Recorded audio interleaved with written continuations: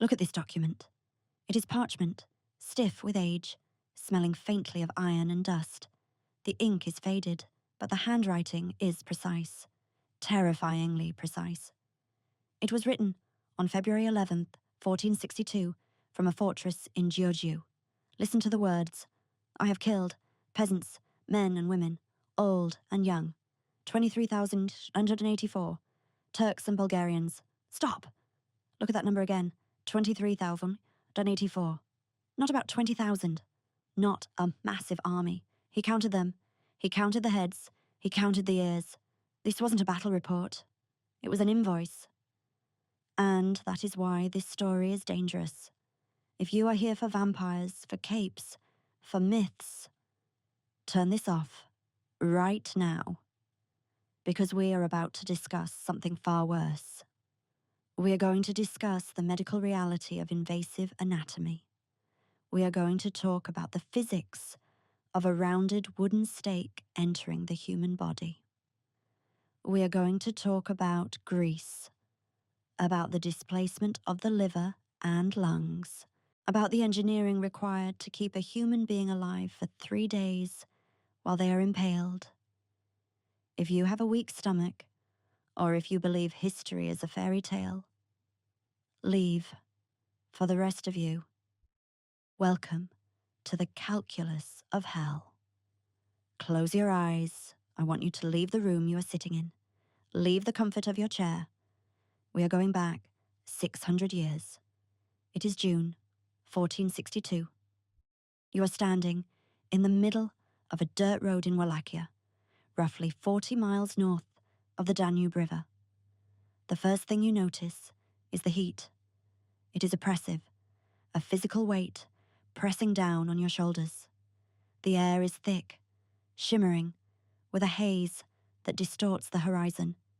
It is 40 degrees Celsius, and there is no shade. The trees here have been burned. The fields are black scars on the earth. You look down at your hands. They are calloused, wrapped in leather gauntlets that are soaked through with sweat. You are wearing 40 pounds of chainmail and plate armor. The metal has absorbed the sun's fury for hours.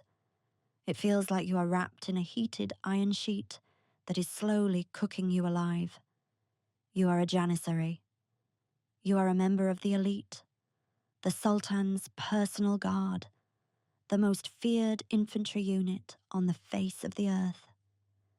You have marched from Constantinople. You have toppled the walls of ancient cities.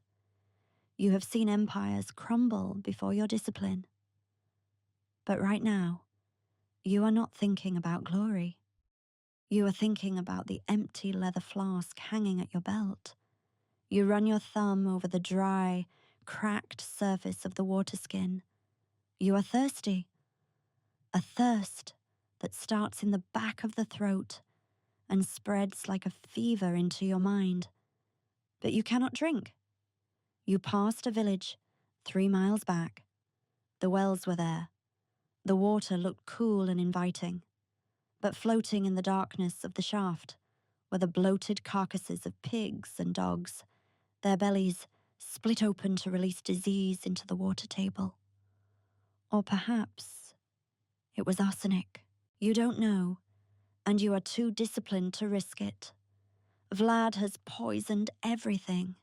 He has burned the crops. He has slaughtered the livestock and left them to rot in the sun so you cannot eat. This is scorched earth, but taken to a level of fanaticism you have never encountered. The silence should bother you.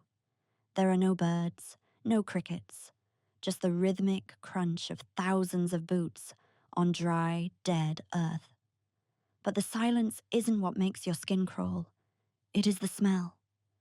It started a few miles ago as a faint trace on the wind. At first, you thought it was just the army itself, the smell of unwashed bodies, horses, and leather. But as you march north toward the capital of Târgoviște, the smell changes. It thickens. It becomes something distinct, something that coats the back of your tongue with a greasy, sweet film. If you have ever smelled a dead animal trapped in a wall during a hot summer, you know the scent. It is sickly sweet, cloying, heavy. Now multiply that scent by 20,000. It is the smell of cadaverine, the chemical compound released by rotting protein. But there is another layer to it. Something sharp, something like rancid fat. It is the smell of the grease used to lubricate wood, so it slides through human muscle without friction. The air is so saturated with it that you can taste it. You try to spit to clear your mouth, but your saliva is thick and tastes of copper.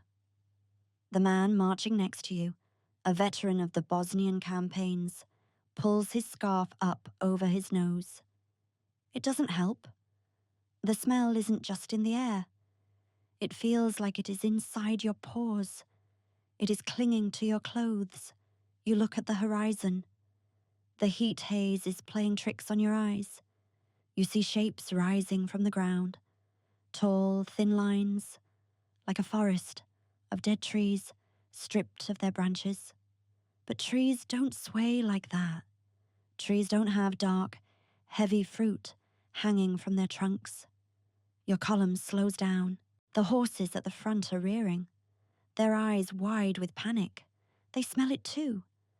Animals know the scent of their own kind's blood, but this terror is primal. It is the scent of a predator that does not kill for food, but for display. You grip the hilt of your scimitar. The leather is slippery with your sweat. You want an enemy to charge at you. You want a man with a sword. You want a fight, because a fight makes sense. Steel against steel makes sense. But this smell, this silence, nothing makes sense. You are marching into a tomb that hasn't been closed yet. And the worst part is, deep down, in the part of your mind that screams when you wake up from a nightmare, you know that the man who created this smell is waiting for you. And he has been counting the days until you arrived. You stop. The order to halt ripples down the line. But you had already stopped moving before you heard it, because the air around you has started to vibrate. Lift your hand to your head. Touch the side of your heavy iron helmet. The metal is ringing. It is humming against your temple, resonating with a sound so deep, it feels like it is coming from the ground itself. It isn't the rumble of cavalry. It isn't the beat of war drums. It is a low, chaotic drone, like a million bees trapped inside a jar. But these aren't bees. You look up. The sky above the hill is moving. It is shifting, swirling, boiling with black shapes, crows, vultures, and flies, millions of them. A living, black cloud of insects, hovering just above the horizon, waiting for their turn at the feast. The sound of their wings is a physical pressure against your eardrums, a relentless static that drowns out your own heartbeat. Then, the wind shifts. The drone of the flies drops for a second, and under it, you hear the other sound. A sound that makes your blood turn to ice in your veins. It is a wet, hollow whistling. Wheeze, click, wheeze. It is the sound of the dry summer wind blowing through thousands of crushed windpipes. It is the sound of desiccated vocal cords vibrating without breath. And then, the rhythm. Thump, thump, thump. Heavy, dull impacts. The bodies are swaying in the breeze, their heels drumming against the wood of the stakes. Your helmet feels like a cage now, trapping these sounds, amplifying them, bouncing them around your skull until you want to scream just to drown them out. But you don't scream. You look left. You look right. The Janissaries, men who have laughed in the face of cannon fire, are standing in absolute silence, pale, trembling, listening to the music of the dead. You crest the ridge. The horse beneath you shudders, a violent full-body spasm that nearly unseats you. You grab the mane to steady yourself. Feel the texture of the horse's hair against your skin, coarse, oily, and wet with the animal's panic. The beast knows. It digs its hooves into the dirt and refuses to take another step. You look up, and for a moment, your brain simply shuts down. It refuses to process the data your eyes are sending it. You blink, thinking it is a hallucination brought on by the heat and the thirst. You think you are looking at a forest that has been stripped by a storm. Thousands of tall, thin trunks standing in perfectly straight rows, stretching as far as the horizon. But then a cloud shifts. The sun hits the trees, and the forest turns red. It isn't wood you are seeing. It is meat. It is a valley of meat. Before you lies a field that stretches for nearly 2 miles in length and half a mile in width. And planted in this field, spaced with the terrifying precision of a royal garden, are 20,000 wooden stakes. And on every single stake, there is a human being. Your eyes try to find a safe place to look, but there is no empty space. The sheer scale of it crushes you. It is a carpet of humanity, hovering 6 feet off the ground. To your left, you see the blackened, bloated forms of those who have been dead for weeks. Their skin has turned to leather in the sun, tight against their skulls, their mouths pulled back in permanent, silent screams. To your right, the bodies are fresher. You can see the colours of their clothes, peasant tunics, merchant robes, the silk of captured Ottoman scouts. But the clothes are wrong. They hang loosely, draped over limbs that have gone limp, soaked in dark, vertical stains that have dried into stiff crusts. You try to look away, but the geometry draws you back in. This is the part that breaks you. If this were a massacre, the bodies would be piled in heaps. They would be chaotic, messy, random. But this is organized. This is architecture. You notice the pattern. The stakes are arranged in concentric circles, radiating out from the city walls. They form perfect geometric lines that guide your eye toward the center. And there is a hierarchy here. You see stakes that are barely 5 feet tall, holding the bodies of commoners, their feet dangling just inches from the dust. Then, behind them, taller stakes for the merchants, taller still for the boyars, the nobility. And there, in the distance, rising above the rest like grotesque watchtowers, are the stakes reserved for your own commanders. It is a map of society, reconstructed in death. Your horse whinnies, tossing its head, and you tighten your grip on the mane until your knuckles turn white. You force yourself to look closer at the nearest row. You see a man. He is suspended, mid-air. The stake enters his body from below and exits through the meat of his shoulder. He should be dead. By all the laws of nature and war, he should be dead. But as you watch, his hand twitches. Just a spasm, a finger curling against the air. And then his chest heaves, a shallow, ragged breath that rattles in his throat. He is alive. He is looking at you. His eyes are glazed, filled with a madness that goes beyond pain. But he is conscious. And next to him, a woman, and beyond her, a child. They are waiting for you. They are the welcoming committee.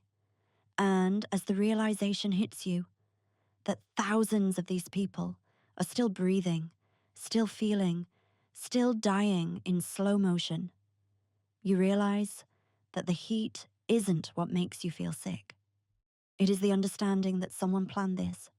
Someone sat down with a piece of paper, calculated the angles, ordered the timber, sharpened the wood, and engineered a forest of suffering just for you to see.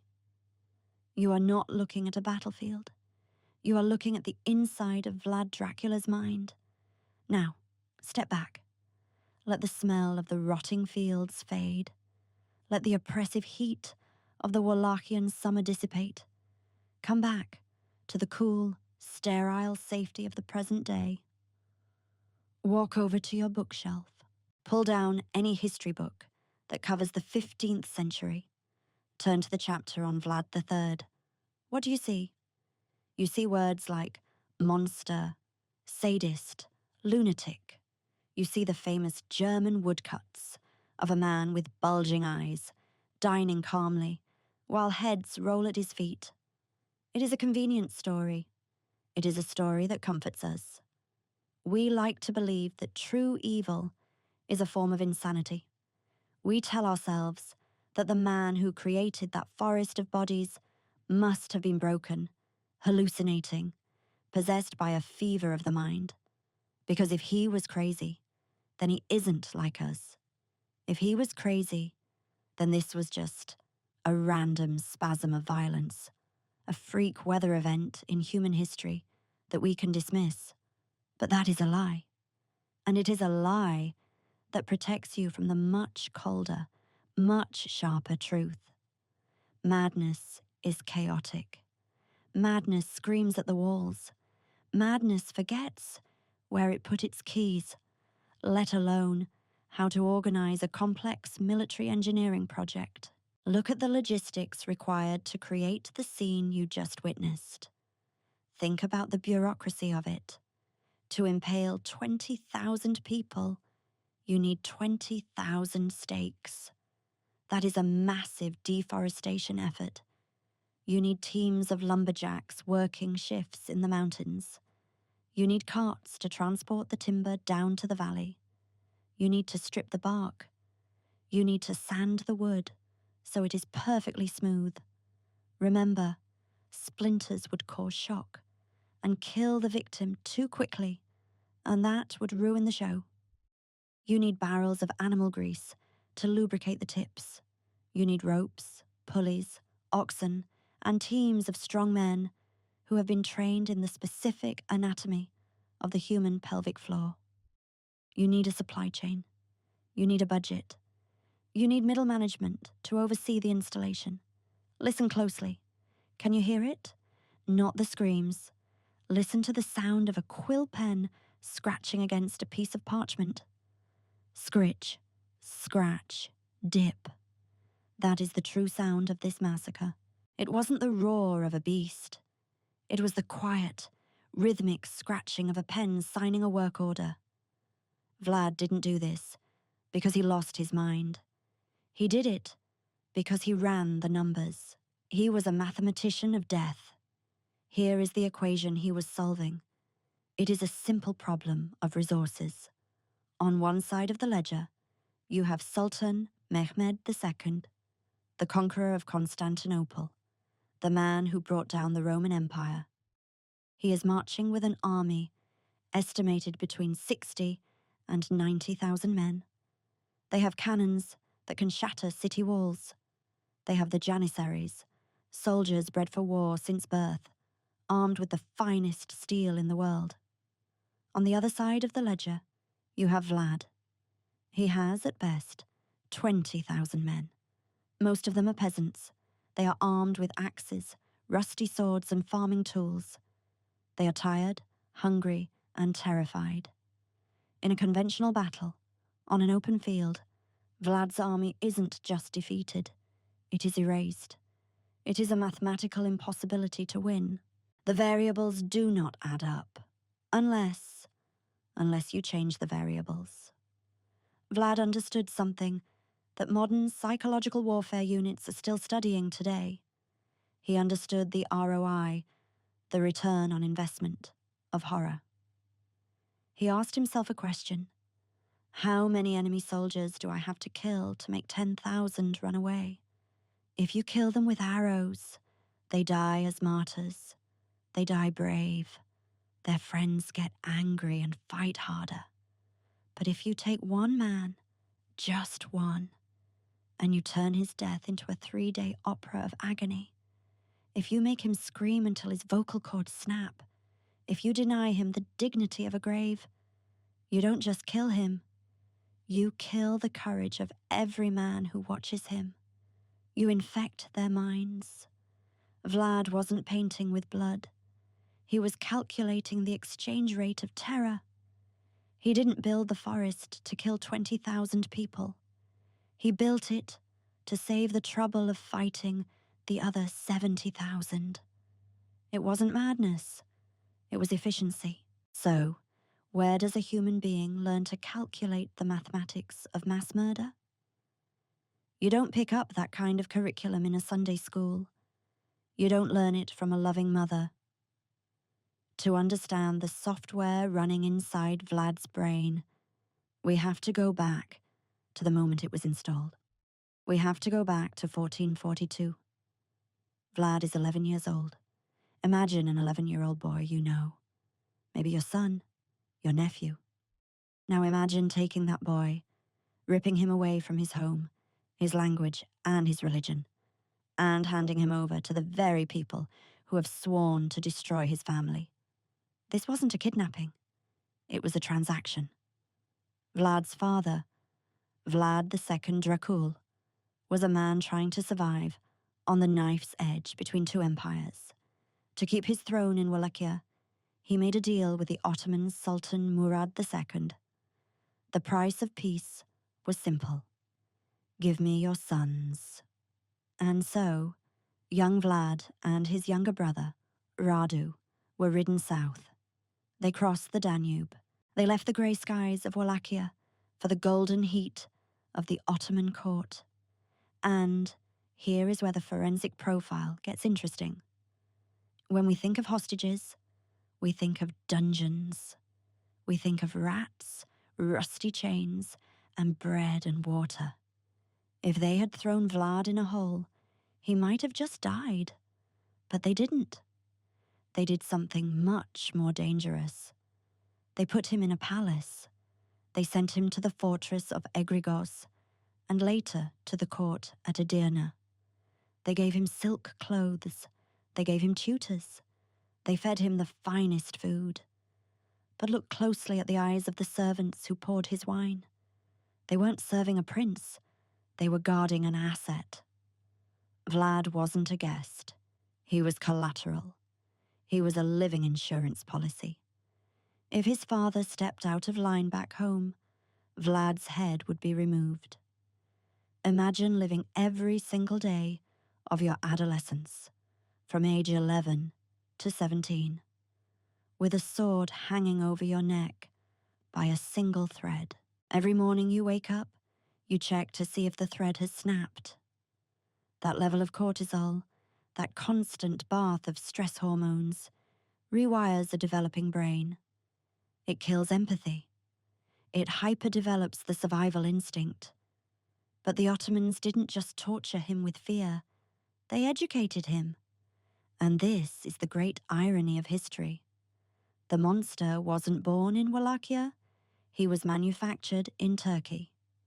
Vlad sat in classrooms alongside the future Sultan, Mehmed II, the very man he would later fight. They studied the same books. They read Aristotle. They studied logic. They learned the Quran. But most importantly, Vlad attended the seminars of power. He stood by the stone windowsill of the palace. Run your hand over that cold, rough stone in your mind. And he looked down into the courtyard. He watched the Janissaries train. He saw how they broke the will of a man to rebuild him as a soldier. He watched public executions. The Ottomans were masters of using spectacle to control the population. If a village rebelled, you didn't just find them. You made an example of them. You made it loud. You made it bloody. You made it theatrical. Vlad watched, while his brother Radu turned away, or wept, or eventually learned to love the captors. Vlad stared. He took notes in his mind. He analyzed the technique. Ah, he must have thought. You don't kill a traitor to punish him. You kill him to educate the 1,000 people watching. He realized that cruelty was not an emotional outburst. It was a tool of statecraft. It was a lever. If you pull the lever hard enough, the machinery of rebellion stops. He learned that the only thing people respect more than a king is a monster they cannot predict. There is a story, perhaps apocryphal, but psychologically consistent, that Vlad was often whipped for stubbornness. He refused to be pliable. He refused to adopt the customs. And with every lash of the whip, every strike that drew blood, the Ottomans weren't breaking him. They were tempering him, like steel being hammered on an anvil. They thought they were teaching him submission. In reality, they were teaching him that pain is the only currency that matters. They were showing him exactly how to dismantle a human being. And 6 years later, when they finally released him, when they sent him back to Wallachia to be their puppet prince, they didn't realize what they had done. They hadn't trained a vassal. They had trained a mirror. A dark, cracked mirror that would reflect their own brutality back at them, magnified 1,000 times. They sent a master of their own dark arts home and handed him a crown. The Devil's School had graduated its valedictorian. Return to the field at Târgoviște. Do not look at the faces of the dead this time. Look at their feet. Look at the ground beneath the stakes. If you were a crime scene investigator walking through this valley of rot, your first instinct would be to be overwhelmed by the sheer volume of biological evidence. But push past that. Look for the structure. Look for the intention. Because if you map the coordinates of the stakes, if you plot them on a grid, a terrifying pattern begins to emerge. This was not a mob frenzy. This was a zoning project. Imagine a length of knotted rope, rough hemp, heavy and scratching against your palm. This is the tool of a medieval surveyor. Before a single prisoner was brought out from the dungeons, before a single piece of timber was sharpened, men walked this field with these ropes. They drove pegs into the dry earth. They measured distances. They calculated angles. They created a blueprint. The forest of the Impaled was designed with the same obsessive attention to detail as a cathedral or a fortress. It had aisles. It had sections. It had a center of gravity. Vlad arranged his victims in concentric geometric shapes, radiating outward from the city walls. It was a mandala of death. On the outer rings, he placed the commoners, the captured infantry, the peasants, the low-ranking scouts. Their stakes were cut shorter, keeping them close to the ground, a sea of anonymity that you had to wade through to get to the VIP section. As you moved inward, the stakes grew taller. This was physical data visualization. The height of the stake corresponded directly to the rank of the victim. In the middle rings, you found the officers, the merchants, the minor nobility. They were elevated 3, maybe 4 feet higher than the peasantry. You had to look up to see their faces. This created a stadium effect. No matter where you stood in the field, the hierarchy was visible. It reinforced the feudal order, even in death.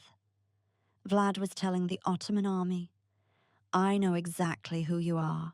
I know your rank. I know your value. And I have a place prepared for you that matches your station.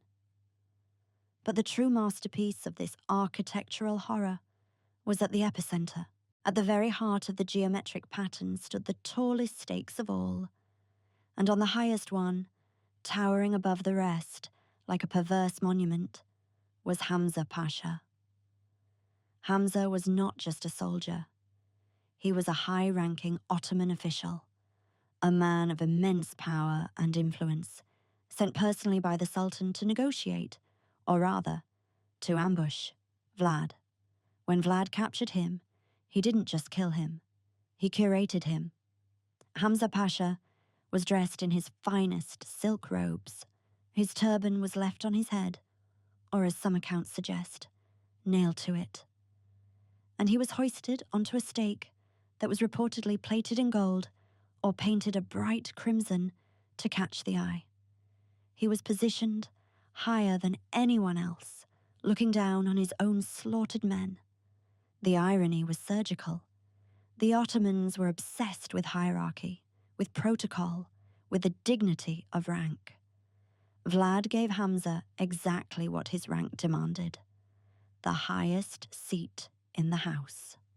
He turned the Pasha's social status into the instrument of his humiliation. Think about the psychological impact of that sight on the approaching Sultan. Mehmed II wasn't just seeing a dead enemy commander. He was seeing his own reflection.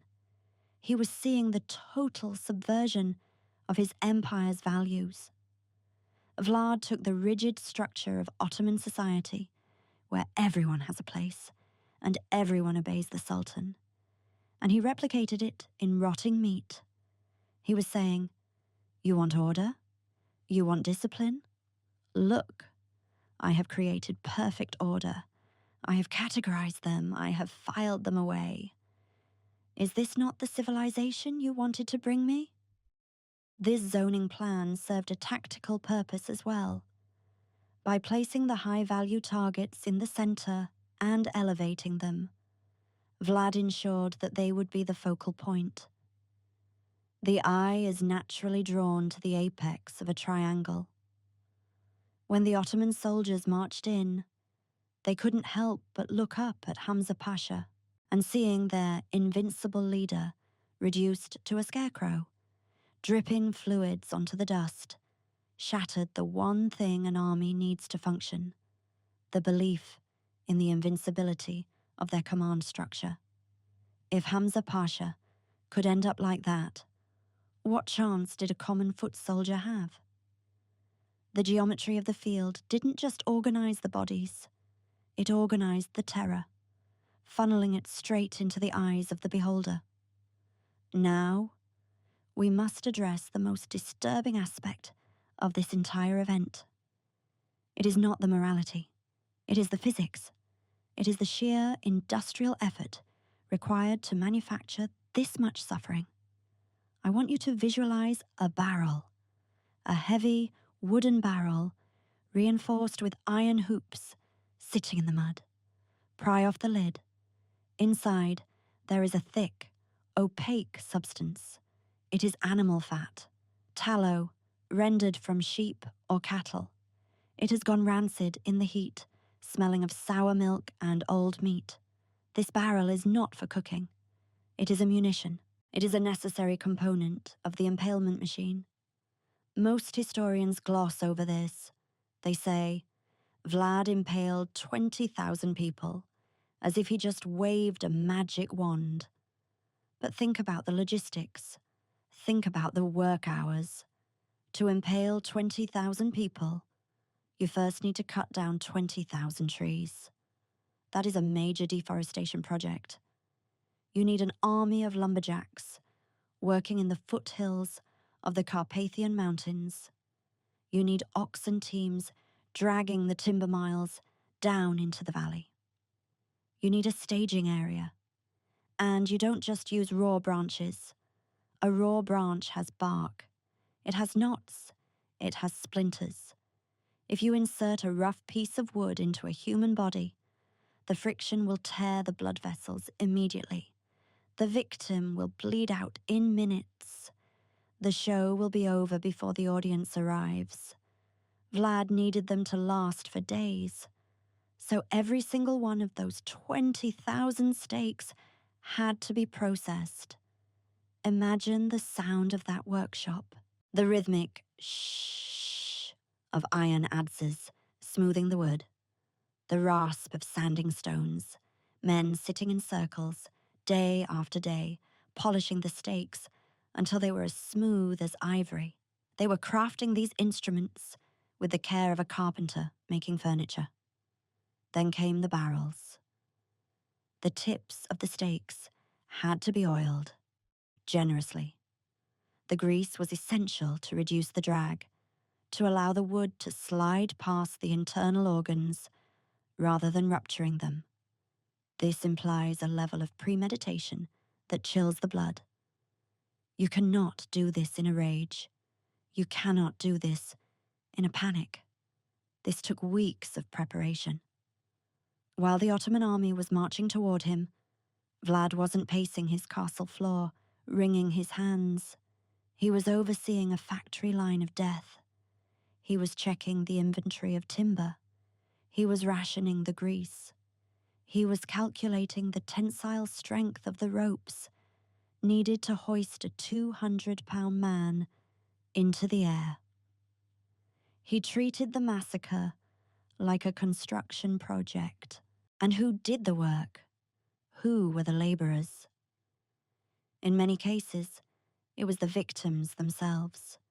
Before they were hoisted up, the boyars and the prisoners were often forced to dig the post holes for their own execution. Imagine the psychological weight of that, digging a hole in the hard, dry earth, knowing exactly what is going to fill it, watching the man next to you sand the pole that might be used on you. This logistic reality destroys the madman defense. A madman screams, a madman burns. But a madman does not organize a supply chain of timber and tallow. A madman does not ensure quality control on the smoothness of the stakes. This was the work of a cold, rational, and terrifyingly efficient administrator. Vlad didn't just weaponize terror, he industrialized it. But before the forest, before the silence of the dead, there was the noise of the living. To understand why an army of 90,000 men turned around and ran from a field of stakes, you have to understand the state of their minds when they arrived. You have to understand that they hadn't slept. Not truly. Not for weeks. Run your hand over the fabric of your sleeve.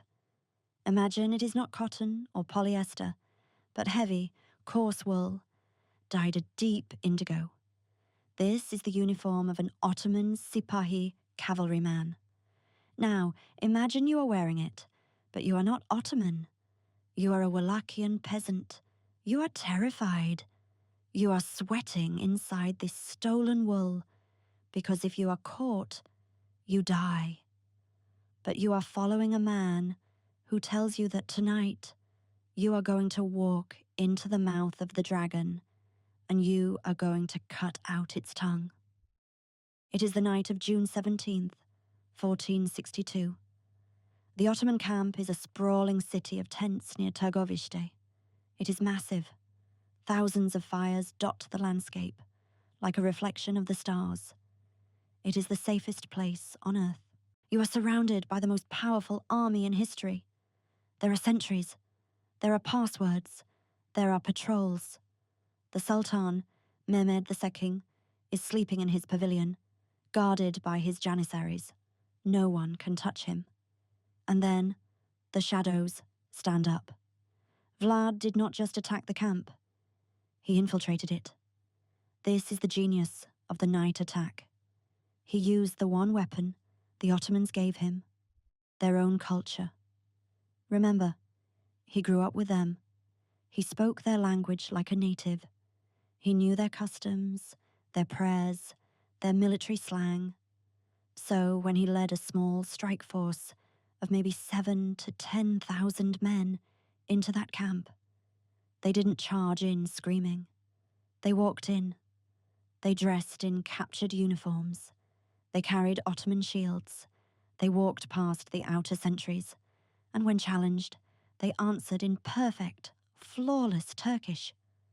They used the Ottomans' own bureaucracy against them. Imagine the confusion. You are an Ottoman soldier waking up to the sound of screaming. You grab your sword. You run out of your tent. You see a man running toward you. He looks like a janissary.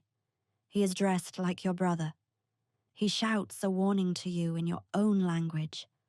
You lower your guard. You think he is a friend. And then he drives a dagger into your throat. Chaos is too soft a word for what happened next. It was a riot of paranoia. In the flickering light of the torches, nobody knew who was who.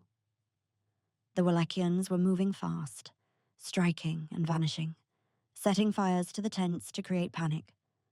The Ottoman commanders lost control. They started ordering their men to kill anyone who moved. Ottoman killed Ottoman. Friend killed friend.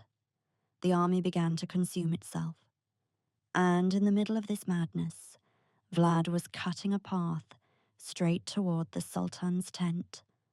He wasn't there to win a battle. He wasn't there to rout the army. He was there for a decapitation strike. He wanted to kill Mehmed. Historians say he missed his target. He attacked the tents of the Grand Viziers instead, mistaking the magnificence of their pavilions for the Sultan's. But he came close, terrifyingly close. He was within shouting distance of the man who ruled the world. And then, just as the sun began to bleed into the eastern sky, Vlad blew a horn. And like smoke, the Wallachians vanished. They melted back into the forests. They didn't stand and fight. They didn't give the Ottomans the satisfaction of a conventional engagement. They left behind thousands of dead bodies, burning tents, and an army that was shaking with adrenaline. Think about the psychological residue of that night. The physical casualties were relatively light, maybe a few thousand dead on the Ottoman side, but the mental casualties were total. Vlad had proven that he could touch them anywhere. He proved that their numbers didn't matter. He proved that their uniforms didn't matter. He proved that nowhere was safe. For the next week, as they marched toward Târgoviște, the Ottoman soldiers were essentially functioning zombies. They were sleep-deprived because every snapping twig sounded like an assassin. They were paranoid because every man they didn't recognize instantly might be Vlad in disguise. Their cortisol levels were through the roof. Their cognitive functions were failing. They were jumpy, irritable, and exhausted. They were practically hallucinating before they even saw the stakes. Vlad had prepared them. He had tenderized their minds. He broke their ability to process reality logically. So when they finally crested that hill and saw the forest of the Impaled, they didn't have the mental reserves to rationalize it. They didn't have the psychological armor to withstand it. They were already broken. The stakes were just the final push that sent them over the edge into madness. There is a fundamental misunderstanding about what impalement actually is. When you hear the word, your mind likely jumps to the cinema. You imagine a spear. You imagine a sharp, jagged point driven violently through the chest or the stomach, like a butterfly pinned to a corkboard. You imagine a quick spray of blood, a final gasp, and then silence. It is a horrific image, yes, but here is the twisted reality. That version is too merciful. If Vlad had used sharp stakes, he would have been a failure. Pick up a sewing needle. Hold it between your fingers. Look at the tip. It is designed to pierce. It is designed to cut through fibers, to separate the weave of the cloth so the thread can follow. If you push that needle into your skin, it slices. It severs capillaries. It cuts nerves. It creates a channel for blood to escape. Now, scale that up. Imagine a wooden stake sharpened to a needlepoint, driven into a human torso. It would act exactly like a spear. It would slice through the major arteries. It would puncture the heart or the lungs.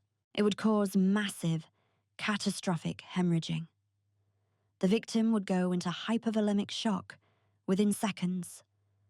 Their blood pressure would bottom out. Their brain would starve of oxygen. They would be dead before the stake was even fully upright. For a general seeking to simply execute prisoners, this is fine. It is messy, but effective. But for Vlad, a dead man is useless. A dead man cannot scream. A dead man cannot writhe in agony. A dead man cannot beg for water. A corpse is just an object. It has no psychological weight. A field of silent corpses is a graveyard, and soldiers are not afraid of graveyards. They walk past dead bodies every day. To break the mind of the Ottoman army, Vlad didn't need a cemetery. He needed a gallery of suffering. He needed the victims to be alive. He needed them to be conscious. He needed them to be capable of making eye contact with the men marching past them. So, he had to solve a medical problem. How do you insert a large wooden object into a human body without killing them? How do you violate the integrity of the torso without triggering the body's shutdown switch? It is a paradox. The very act of impalement should be fatal. To make it survivable, even temporarily, required a complete rethinking of the tool itself. This is where the sharp stake fallacy falls apart. If you look at the forensic evidence, if you look at the duration of the suffering described by eyewitnesses, some victims lived for 3 days, you realize that a sharp point is physically impossible. You cannot survive a pierced heart for 3 days. You cannot survive a severed aorta for 3 days. Therefore, the weapon must have been different. It wasn't a spear. It wasn't a spike. The tool that broke the Ottoman Empire was something far more sophisticated and far more hideous than a simple sharpened stick. It was a tool designed not to cut, but to navigate. Go to your kitchen. Find a mortar and pestle. Take the pestle, the heavy wooden club used for grinding spices or grain, and hold it in your hand. Run your thumb over the end of it. It is not sharp. It is smooth. It is rounded. It is blunt. If you pressed it against your palm, it wouldn't break the skin. It would just bruise you. It feels harmless, doesn't it? A tool for cooking. A tool for creation. But in the hands of Vlad's executioners, this shape, the rounded, blunt tip, was the key to the most horrific form of torture ever devised. This is the secret that history books often miss. The stakes used in the forest of the Impaled were not sharpened to a point. They were rounded. They were sanded down until they were as smooth as the pestle in your hand. And they were heavily, generously lubricated with that rancid animal fat we talked about. Why? Because Vlad didn't want to stab his victims. He wanted to thread them. The procedure was a perversion of surgery. The victim was laid on their stomach, or sometimes bent over. The executioner, a man who had likely done this hundreds of times, would take the oiled stake and position it at the rectum. This was the entry point. And here is where the physics of the blunt tip becomes terrifying. If the stake were sharp, it would pierce the sphincter muscles, causing massive tearing and bleeding. But a blunt, greased tip? It doesn't tear. It forces the muscle to dilate. It stretches the body open, violating the natural boundaries of human anatomy without breaking the seal of the skin. Once the insertion began, The victim was often attached to horses, by their legs, or pulled by ropes. The stake was driven in slowly, very slowly, and because the tip was rounded, it followed the path of least resistance. Think about your own internal organs for a moment. Your intestines, your stomach, your liver. They are soft. They are pliable. They are wet. They are not fixed in place like bricks in a wall. They are suspended in the abdominal cavity. When a sharp object hits them, it slices through. But when a blunt object hits them, provided it is moving slowly enough, they slide out of the way. This was the genius of the cruelty. As the stake moved up through the torso, it didn't puncture the vital organs. It pushed them aside. It grazed the liver. It nudged the stomach.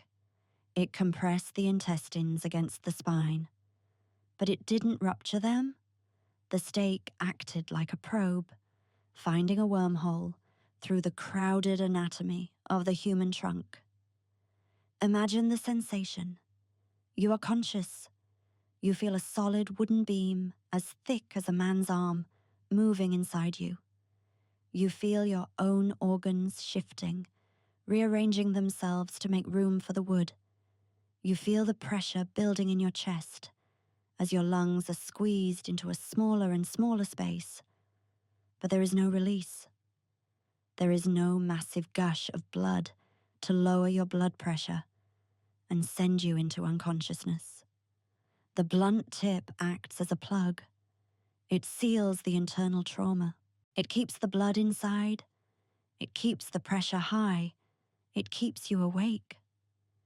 The executioners were so skilled at this that they could guide the stake all the way up the spinal column, past the kidneys, past the heart, and have it emerge through the soft tissue of the shoulder or the neck without ever nicking a major artery.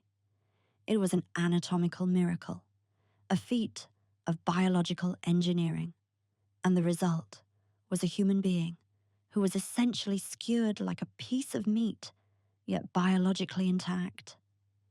When they hoisted the stake upright and planted it in the ground, gravity took over.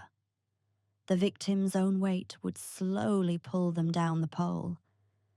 But because the organs were packed so tightly around the wood, the friction slowed the descent. It wasn't a fall, it was a slide measured in millimeters per hour. And with every millimeter, the pain renewed itself. The nerves were constantly being stimulated. The body was constantly trying to heal, trying to reject the foreign object, but it couldn't. This is why they lived for 3 days.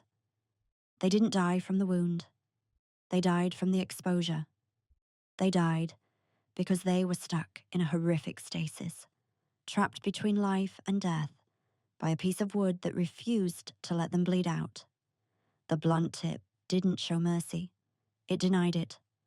Follow the wood, close your eyes, and try to imagine the geography of your own internal universe. We tend to think of our bodies as solid things, but they are not. We are bags of water and tissue, packed tight within a cage of bone. And now, there is an intruder. The stake has entered. It is moving up. And because it is blunt, it is not cutting. It is negotiating. It is finding the empty spaces between the furniture of your soul. The executioner knows exactly what he is doing. He is using your own skeleton as a map. He presses the tip of the greased wood against the base of your spine. He uses the spinal column as a guide rail. Scrape, push, scrape. You can feel the vibration of the wood grinding against your vertebrae. It is a sensation that no human being was ever meant to feel. The feeling of being touched from the inside against the bone that holds you upright. As the stake climbs higher, it reaches the abdominal cavity. This is the crowded part. This is where the intestines coil. This is where the stomach sits. If the stake goes straight, it hits the gut, ruptures the stomach acid, and you die of sepsis in hours. Too fast. So the executioner twists the pole. He angles it. He forces the wood to snake its way through the labyrinth. You feel a massive, sickening pressure as your stomach is shoved violently to the left. Your liver is compressed against your ribcage on the right. You are being rearranged. You are being packed into the corners of your own skin. The pressure is immense. It feels like you have swallowed a boulder. You want to vomit, but you can't. The wood is pressing against the esophagus, clamping it shut, higher, past the diaphragm. This is the critical moment. The lungs and the heart, the engines of life. One slip here, one tremble of the executioner's hand, and the heart is pierced. Game over. But he doesn't slip. He guides the stake behind the lungs, compressing them against the front of the chest wall. You gasp for air. You can't take a full breath anymore. You can only take shallow, panicked sips of oxygen. Your chest feels like it is in a vice. But the heart keeps beating. It is beating against the wood. Thump, thump against the oak. Thump, thump against the oak. A rhythm of terror that shakes your entire body. And then, the exit. Reaching the top of the thoracic cavity, the stake seeks the light. It pushes up into the soft tissue of the neck. You feel the skin stretching, tighter, tighter, until it is translucent, until it is shining white under the strain.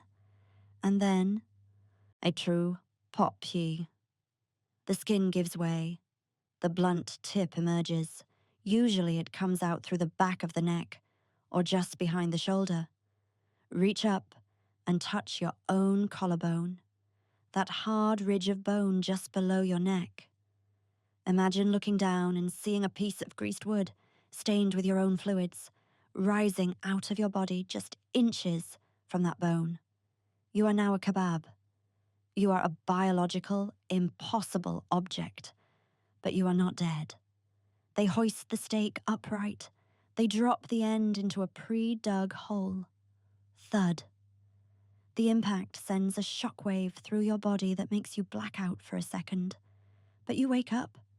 You are 6 feet in the air. You look down at your own feet, dangling above the heads of the soldiers. And now, the real torture begins. Now, gravity becomes the executioner. Because the stake was greased, you are not fixed in place. You are slowly, imperceptibly sliding down. But you can't slide far. Your organs are packed so tight around the wood that the friction holds you. It is a tug of war between the earth pulling you down and your own intestines holding you up. Every time you relax, you sink a millimeter. And every time you sink, the wood pushes harder against your insides. It widens the channels. It creates new pressure points. So you try to hold yourself up. You strain your muscles. You try to lift your own body weight to relieve the pressure. But you can't do it forever. Eventually, your muscles fail. You slump, and the stake drives deeper. It is a slow-motion fall that lasts for days. And you are awake for all of it. You watch the sun go down. You watch the moon rise. You watch the crows gathering on the stakes next to you, pecking at the eyes of the man who died an hour ago. You want to scream at them to stop, but the wood is pressing against your trachea. You can only make a wheezing sound. You are thirsty, but your throat is crushed. You are in agony, but your nerves have fired so many pain signals that your brain has simply turned the volume up to maximum and broken the knob off. You exist in a white room of pure sensation. You are no longer a person. You are just a nervous system trapped on a stick. And as the Ottoman army marches past you, looking up into your face, You look back at them, and in your eyes, they see something worse than death. They see a living hell that has no end. This is the trajectory of pain, and it leads nowhere but down. Stop. Pull yourself out of the nightmare. Wipe the sweat from your palms. Step away from the smell of the rotting fields and come back to the desk. We need to look at the paperwork, because in a criminal investigation, the most damning evidence is never the blood at the scene. It is the paper trail left behind by the perpetrator. And we have the paper trail. I want you to look at a document preserved in the archives of history. It is a letter. It is dated February 11th, 1462. It was written by Vlad himself, addressed to Matthias Corvinus, the King of Hungary. This is not a legend. This is not a campfire story told by frightened peasants. This is a primary source. It is Exhibit A in the trial of Vlad the Impaler. Pick up the page. Feel the texture of the rag paper. It is heavy, expensive. Run your finger over the ink. It is black, iron gall ink, the standard of the time. Now, look at the handwriting. Is it scrawled? Is it shaky? Does it look like the work of a man in the grip of a fever? No. The letters are formed with steady, rhythmic precision. The lines are straight. The margins are even. This is the handwriting of a man with a steady pulse. Now, read the content. Vlad is reporting his progress to his ally. He writes, "I have killed peasants, men and women, old and young, who lived at Obluchitsa and Novoselo, where the Danube flows into the sea, up to Rahova, which is located near Chilia, from the lower Danube up to such places as Samovit and Gigan." He is listing locations. He is providing a geographical scope of operations. This is a status report, but then he gets to the numbers. And this is where the insanity defense collapses completely. He doesn't say, "I killed thousands." He doesn't say, "I slaughtered many." He writes, "We killed 23,884 Turks, without counting those whom we burned in homes, or the Turks whose heads were cut off by our soldiers. 23,884. Let that number sit in the room with you. Think about what it implies. To get that number, someone had to count. After the slaughter, after the fires died down, Vlad ordered his men to walk through the carnage. He ordered them to collect the heads. He ordered them to collect the ears. He ordered them to stack them in piles and count them one by one. 1, 2, 3, all the way to 23,000. And he didn't round up. He didn't round down. He reported the exact figure. Why? Why would a madman care about the last 4 digits? Because he wasn't mad. He was an accountant. He was submitting a performance review. He was telling the King of Hungary, "Look at my efficiency. Look at my output. I am a good investment. Send me more money. Send me more troops. Look at the return I am giving you on your capital." This letter is the smoking gun. It proves that the horror wasn't a byproduct of rage. It was the product. It was a quantifiable metric of success. Vlad viewed the heads of his enemies as currency. He viewed the impaled bodies as data points. When you read this letter, you don't hear the voice of a monster growling in the dark. You hear the dry, monotone voice of a bureaucrat reading a spreadsheet. And that is infinitely more terrifying, because a monster kills because he has to. A bureaucrat kills because it balances the books. The man who wrote this letter was not possessed by a demon. He was possessed by a calculator. Put the letter down. Now, look at the floor. visualize a sack. A heavy, rough-spun canvas sack, the kind used for carrying grain or flour. It is sitting in the corner of a tent. The bottom of the sack is wet. A dark, viscous fluid is seeping through the fabric, staining the rug beneath it. The air around it smells of copper and old meat.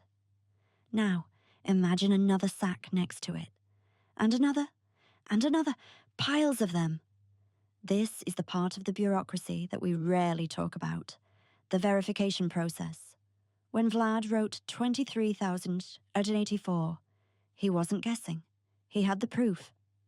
In medieval warfare, when you claimed a kill, you didn't just point to a body on the field. The body was heavy. The body was hard to move. You took a token, a nose, an ear, a head. These were the receipts of war. Vlad's soldiers were not just warriors. They were harvesters. After the raid, they moved through the smoking villages and the battlefield with knives. They performed the grisly accounting work that the state required. They collected these trophies, not for glory, but for audit. They bagged them. They tagged them. They brought them to the scribes. Can you imagine the scene? A scribe sitting at a desk, a handkerchief pressed to his nose, dipping his quill, while a soldier dumps a sack of severed noses onto the table to be counted. Clink, clink, clink. One nose, one enemy, one head, one payment. This transforms the violence into something else entirely. It becomes a transaction. Vlad was liquidating human assets in the most literal sense. He was gathering capital. He needed money from the Hungarian king, Matthias Corvinus. He needed to prove that his campaign was effective. He needed to show a return on investment. You don't get funding for a crusade by saying, "We fought hard." You get funding by showing the investors the pile of results. Those 23,884 deaths were his portfolio. They were his pitch deck. He was saying to the Christian powers of Europe, "Look at my efficiency. Look at my volume. I am the only man who can deliver these kinds of numbers. Invest in me." The bags of heads were not acts of sadism. They were acts of marketing. He was selling himself as the ultimate weapon against the Ottoman threat. And he was using human body parts as the currency of that sale. Think about the coldness required to view a human head as a unit of currency. To look at the face of a dead enemy, a man who perhaps had a family, a history, a name, and see nothing but a number to be added to a column in a ledger. This is the banality of evil, centuries before Hannah Arendt coined the phrase.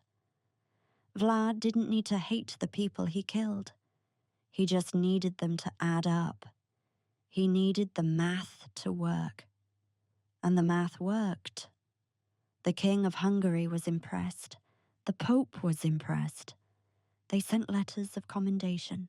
They celebrated him as a hero of the faith. Why? Because they didn't have to smell the sacks. They only saw the numbers on the page. They only saw the 23,884. It was clean. It was precise. It was a statistic. And as Stalin would say 500 years later, one death is a tragedy. 1,000,000 is a statistic. Vlad understood this principle perfectly. He knew that if you kill one man, you are a murderer. But if you kill 20,000 and present it in a neat table, you are a strategic genius. He washed the blood off his hands with ink. Pick up the last piece of evidence. It is small, much smaller than the royal letters. It is a pamphlet, printed on cheap, rough paper that feels like felt between your fingers. It was printed in Nuremberg in 1463, just a year after the night attack. Look at the ink. It is smudge-prone, hastily applied by a machine that was, at the time, the newest and most dangerous technology on Earth. the printing press. We tend to think of Vlad Dracula as a figure of folklore, a creature of oral tradition. But the truth is, he was the world's first true media sensation. Before him, news travelled at the speed of a horse. But with the invention of the movable type press in the mid-15th century, horror could be mass-produced. And Vlad was the perfect subject. The German Saxon merchants, the very people Vlad had taxed, impaled, and terrorized in Wallachia, fled back to Germany. But they didn't just bring stories. They brought copy. They wrote down everything. Every impalement, every mutilation, every breakfast he ate while watching people die. And they fed these stories into the printing presses of the Holy Roman Empire. These pamphlets, known as Flugschriften, became the best sellers of the Renaissance. They were bought by merchants, by priests, by commoners. They were read aloud in taverns from London to Vienna. Look at the woodcut illustration on the cover of this pamphlet. It is crude, jagged lines carved into wood and stamped onto the page. It depicts a man with a heavy moustache and large, staring eyes. He is sitting at a table, enjoying a meal. Around him, like a fence, are stakes with bodies on them. And in some versions of the image, the artist has added a detail that defines the Dracula myth forever. He is dipping his bread into a bowl of blood. Now, pause. Ask yourself, is this true? Did he really dip his bread in blood? Probably not. That detail smells of editorial sensationalism. It is the clickbait of the 1460s. The Saxons had a political motive to make him look like the Antichrist. They wanted to destroy his reputation, so no European king would ally with him. It was a smear campaign. But here is the catch. The best lies are built on a foundation of undeniable truth. The Saxons didn't have to invent the forest of stakes. They didn't have to invent the smell. They didn't have to invent the fear. Those things were real. They just packaged them. They took the raw data of Vlad's terror and turned it into a product. This pamphlet represents a shift in human history. For the first time, a leader's power wasn't just defined by his army, but by his brand. Vlad became a celebrity of violence. His image was consumed by people who would never step foot in Wallachia. He was terrifying, not just because of what he did, but because the story of what he did was so compelling that it couldn't be stopped. Vlad understood this too. He knew that the stories would reach the Sultan before the pamphlets did. He knew that rumors of a man who eats dinner among corpses would do more damage to Ottoman morale than 1,000 arrows. He allowed the myth to grow. He didn't issue denials. He didn't write apologetic letters. He let the world think he was a monster, because a monster is harder to fight than a man. In a way, this cheap piece of paper is more lethal than the stakes themselves. The stakes eventually rotted. The bodies were taken down and buried. The physical evidence of the massacre disappeared within a generation. But this pamphlet, this woodcut, it survived. It travelled through the centuries.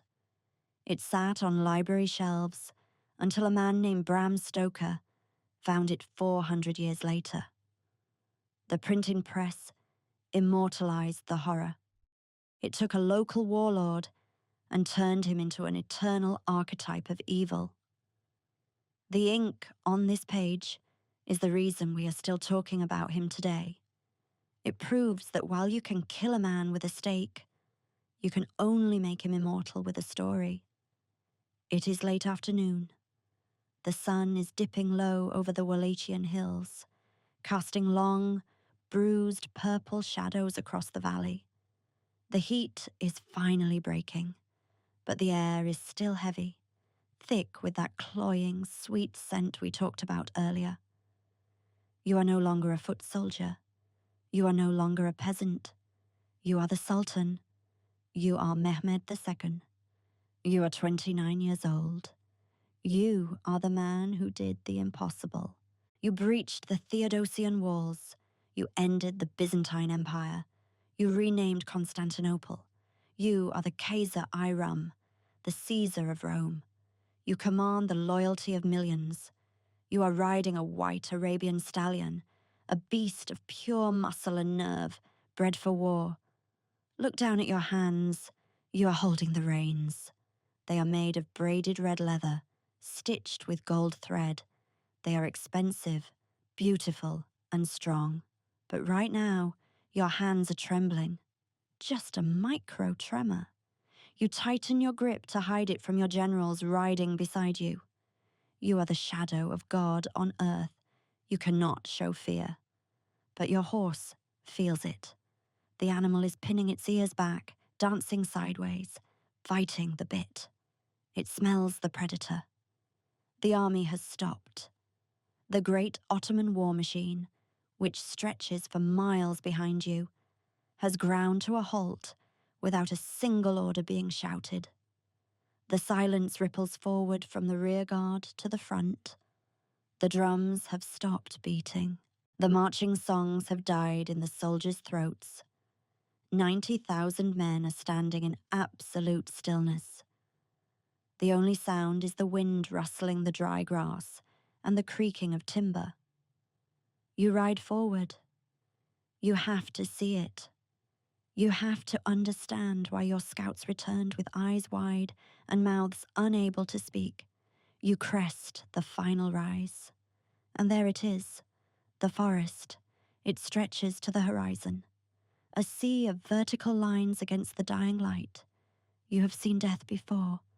You have ordered massacres yourself. You walked through the streets of Constantinople when the gutters ran with blood. You are not a stranger to cruelty. But this is different. This is not the chaos of war. This is the order of a library. You ride closer. You see the geometric precision. You see the concentric circles. You see the hierarchy. You realize that Vlad has categorized the dead. And then you see him, in the center, high above the others. Hamza Pasha, your friend, your general, the man you sent to bring Vlad to heal. He is rotting on a gilded stake, his silk robes fluttering in the wind like a mockery of a flag. He is looking at you. His empty eye sockets are staring directly at the path you are riding on. And that is when the realization hits you, like a physical blow to the chest. This entire display, the 20,000 bodies, the engineering, the months of labor. It wasn't for the army. It was for you. Vlad knew you would come. He knew exactly where you would ride. He knew you would be at the front. He built this entire theater of hell for an audience of one. He is speaking to you. He is saying, I know you. I know what you value. You value order? Here is order. You value power? Here is power. You think you are the conqueror of the world? I am the conqueror of fear. You pull on the reins. The leather bites into your gloves. You stare at the face of Hamza Pasha, and for the first time in your life, you feel small. You have cannons that can knock down stone walls, but you do not have a weapon that can fight this. How do you conquer a man who destroys his own people just to prove a point? How do you rule a land where the prince turns his own subjects into a fence of meat? There is nothing here for you to conquer. There is only death. The silence stretches out. 1 minute, 2 minutes, 5 minutes. Your generals are waiting. The Grand Vizier is waiting. The Janissaries are watching your back, waiting for the order to charge, to burn, to attack. They need you to be angry. They need you to scream. But you don't scream. You can't. The air is stuck in your lungs. You simply stare. You are paralyzed by a strange, horrific kind of admiration. You are an artist of war, and you are looking at a masterpiece painted by a rival. You recognize the genius in the madness. You recognize that Vlad has taken the lessons you taught him in the palace at Edirne and perfected them. He has surpassed the teacher. Finally, you turn your horse. The animal is relieved to turn its back on the smell. You look at your commanders. Your voice is quiet. It doesn't boom. It doesn't echo. You simply say, "We cannot take the land of a man who does such things." It is an admission of defeat, but it is also an admission of horror. You are not retreating because you are weak. You are retreating because you are human, and what lies in that valley is not. You signal the retreat. The most powerful army on earth turns around. You leave the dead to their silence. But as you ride away, listening to the thud of hooves on the dirt, you know that you will never leave this place. You will see those stakes every time you close your eyes. You will smell that grease every time you eat a meal. Vlad has not just defeated your army, he has colonized your nightmares. There is a specific sound that signifies the end of an empire's ambition. It is not the crash of a wall falling. It is not the scream of a dying general. It is the sound of thousands of boots turning in the dust. Scuff, scuff, scuff. Listen to it. It is the sound of retreat. Mehmed II did not run. He did not panic. He simply calculated. He looked at the forest of the Impaled, and he did the math again. He realized that a man who would do this to his own people, who would sacrifice 20,000 of his own subjects just to make a point, would stop at nothing. There was no limit to Vlad's cruelty. There was no line he wouldn't cross. If Mehmed marched further, he wouldn't find a battle. He would find a wasteland. He would find poisoned wells, burned crops, and plague-ridden corpses. He would lose his army not to swords, but to the ghosts of Wallachia. So, he spoke the words that were recorded by the Greek historian Leonikos Chalkokondyles. Memorize them, because they are the most terrifying eulogy ever spoken for a living man. The Sultan said, "It is not possible to deprive of his country a man who has done such great deeds, who has such a diabolical understanding of how to govern his realm and his people. A man who does such things is worth much." Worth much. Think about that phrasing. He didn't call Vlad a monster. He didn't call him a criminal. He called him worthy. It was a moment of professional recognition. One predator nodding to another across the abyss. Mehmed realized that Vlad was not playing by the rules of war. He was playing by the rules of the apocalypse.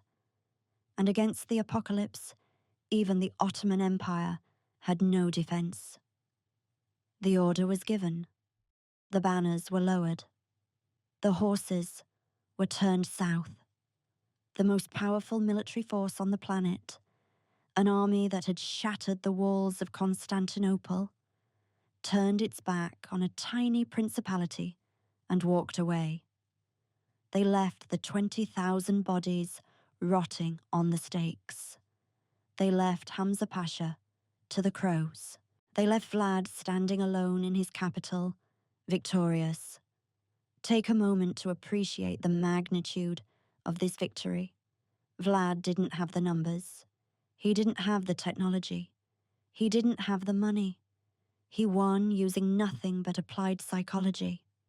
He hacked the minds of 90,000 men. He proved that if you can make your enemy sick with horror, you don't have to fight them. He proved that terror is a force multiplier. But as the dust settled on the road to the Danube, as the vibration of the Ottoman boots faded into the distance, a strange silence fell over Wallachia. It wasn't the silence of peace. It was the silence of a house that has burned down, leaving only the chimney standing. Vlad had saved his country, yes, but look at the cost. Look at the empty villages. Look at the smoke rising from the fields. Look at the forest of dead bodies that he now had to live with. He had become the thing he fought. To defeat the dragon, he had become the dragon. And the tragedy of Vlad III is that he couldn't turn it off. The switch was broken. The adrenaline, the paranoia, the absolute power over life and death. It is a drug more potent than opium. Once you have tasted the power to turn a human being into a geometric display of suffering, how do you go back to settling land disputes? How do you go back to trade negotiations? You don't. The terror method had worked so well against the Turks that Vlad began to apply it to everything. He started impaling merchants who cheated on taxes. He impaled women who committed adultery. He impaled Romani people who stole chickens. The tool of war became the tool of governance. The savior of Wallachia became its jailer. And the people who had cheered for him when the Turks ran away began to look at him with the same wide, terrified eyes that the Ottoman soldiers had. He had won the war, but he had lost his soul in the process. The victory at Târgoviște was the high water mark of his life. From this moment on, the tide would roll back, and it would drag him down with it. Imagine a jar. It is made of thick, clouded glass, sealed with wax.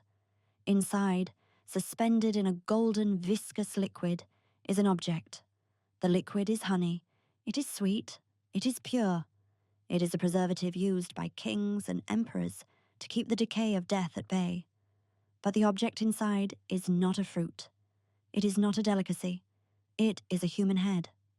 This is the final destination of Vlad Dracula. History likes to tell us that the good guys win. But in the real world, the check always comes due. Vlad had defeated the Ottoman army, but he had bankrupted his soul and his country to do it. And while he was basking in the grim silence of his victory, the Ottomans played their next card. And this card was more dangerous than a cannon. They didn't send another army. They sent his brother, Radu, the handsome, the boy who had stayed behind, the boy who had adjusted to captivity, who had befriended the Sultan, who had converted to Islam, who had learned to play the game of empire, not with stakes, but with whispers. Radu entered Wallachia not as a conqueror, but as an alternative. He rode a white horse, he carried gold, and he spoke to the terrified boyars and the exhausted peasants. He said, effectively, my brother offers you death and glory. I offer you life and submission. And the people chose life. They were tired of the smell of rot. They were tired of walking past the impaled bodies of their neighbors. They turned on Vlad. The very people he had saved from the Turks opened the gates for the Turks' puppet. It is a bitter lesson in leadership. You can rule by fear for a moment, but you cannot build a home on it. Terror exhausts the population. Eventually, they will trade their freedom for a good night's sleep. Vlad fled. He ran to the mountains. He ran to his ally, the King of Hungary, Matthias Corvinus, the man he had sent the 23,184 heads to. He expected sanctuary. He expected a hero's welcome. Instead, he got chains. Corvinus betrayed him. Why? Because a monster is useful when he is fighting your enemy. but he is a liability when he is sitting at your dinner table. Corvinus forged letters accusing Vlad of treason and threw him into a dungeon for 12 years. 12 years. Think of the silence. The man who had commanded armies, who had reshaped the landscape with human bodies, was now confined to a room, staring at a stone wall. Some legends say he caught rats and impaled them on small splinters of wood, just to keep his hands busy, just to remember the feeling of control. He was released in 1476 for one final, desperate attempt to retake his throne. He marched back into Wallachia. He was older now. His hair was grey. The fire in his eyes had dimmed. He ruled for barely 2 months before the Ottomans returned, and this time there was no forest to save him. He died in a muddy skirmish near Bucharest. It wasn't a glorious last stand. It was messy. It was confusing. Some say his own men killed him in the fog, mistaking him for a Turk. Others say an assassin finally got close enough. But we know what happened next.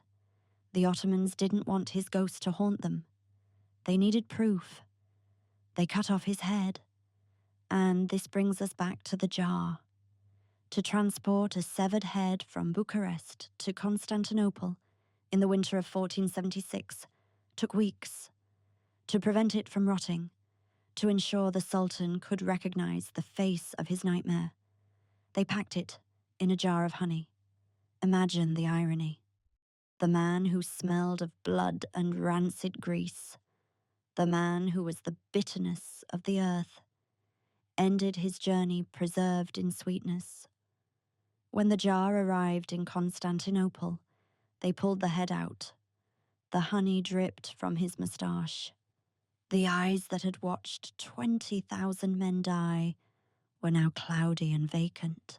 They placed the head on a pike and displayed it on the city walls. The citizens of Constantinople, the people who had lived in terror of his name, walked by and spat on it. They threw stones. They mocked the monster. But the Sultan, Mehmed II, I wonder if he went to look. I wonder if he stood before that pike, looked into the dead face of his childhood friend, and felt relief. Or perhaps he felt that same lingering dread. Because even though the head was severed, even though the body was gone, the idea of Vlad remained. The honey had preserved the face, but history had preserved the method. Vlad was dead, but the door he opened, the door to the absolute mathematical weaponization of horror, could never be closed again. Walk to the nearest mirror. Look at your reflection. Now, imagine that behind you, in the glass, there is a shadow. Not a man in a cape, not a creature with fangs, but a man in a velvet tunic, holding a quill pen, staring at you with eyes that have seen the arithmetic of hell. We have spent the last hour dissecting the anatomy of a massacre. We have smelled the grease. We have heard the flies. We have touched the cold iron of the stakes. But we have to answer the final question. Why does this matter? Why are you, a person living in the 21st century, with a smartphone and a mortgage, listening to a story about a medieval warlord? It matters because we made a mistake. We let him off the hook. In 1897, an Irish writer named Bram Stoker took the name Dracula and attached it to a vampire. He turned Vlad into a supernatural predator. He gave him powers of hypnosis, shape-shifting, and immortality, and the world sighed in relief. Because a vampire is safe. A vampire is fiction. You can kill a vampire with garlic, or a crucifix, or sunlight. A vampire follows rules. He cannot enter your house unless invited. But the real Vlad, the man who wrote the letter to Matthias Corvinus, he doesn't follow rules, and he doesn't need an invitation. By turning him into a monster, We erased the human lesson. We allowed ourselves to believe that such cruelty is inhuman. But the terrifying truth of the forest of the Impaled is that it was entirely human. No demon whispered in Vlad's ear. No dark magic lifted those bodies onto the stakes. It was done by human hands, using human tools, driven by human logic. Vlad III proved that the most effective weapon in the world is not a sword, or a cannon, or a nuclear warhead. It is the human mind. He proved that if you can break the mind, the body will follow. He showed us that terror is a language, and if you speak it fluently enough, you can silence empires. Look around you today. We don't use wooden stakes anymore. That is crude. That is inefficient. But the methodology? The methodology is alive and well. When a terrorist group films a beheading in high definition and uploads it to the internet, they are not trying to kill the victim. The victim is already dead. They are trying to kill you. They are trying to paralyze you with the image. They are using the digital equivalent of the forest. They are using the same algorithm that Vlad wrote in 1462. Spectacle plus cruelty equals control. When a government makes a public example of a whistleblower, destroying their life, not because they are dangerous, but to warn the others, that is Vlad.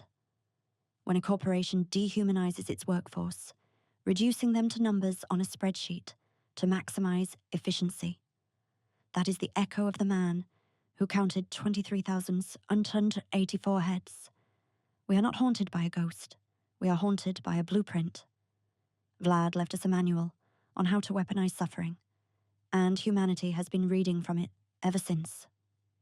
So, the next time you hear the name Dracula, don't think of the movies. Don't think of the Halloween costume. Think of the smell of rancid fat. Think of the geometry of the stakes. Think of the man who sat at a desk and turned murder into mathematics. And ask yourself this: if a boy who was tortured by his enemies could grow up to become a monster who saved his country by destroying it, what are we creating right now? What monsters are being educated in the dark corners of our world, watching us, taking notes, and preparing their own forests? The vampire is a lie. The bureaucrat of death is real, and he is still out there, waiting for the right moment to pick up his pen. This has been the full account of the night attack. Most channels would ask you to like and subscribe now. They would ask you to ring a bell. I will not. If this story made you feel sick, good. Keep that feeling. Use it. Do not let yourself become numb to the numbers, because the moment we stop feeling the horror of the 23,184, that is the moment we become the stake. If you want to understand the darkest parts of history that textbooks are too afraid to teach, you know where to find us. Until then, keep your eyes open and never trust a man who counts the dead too precisely.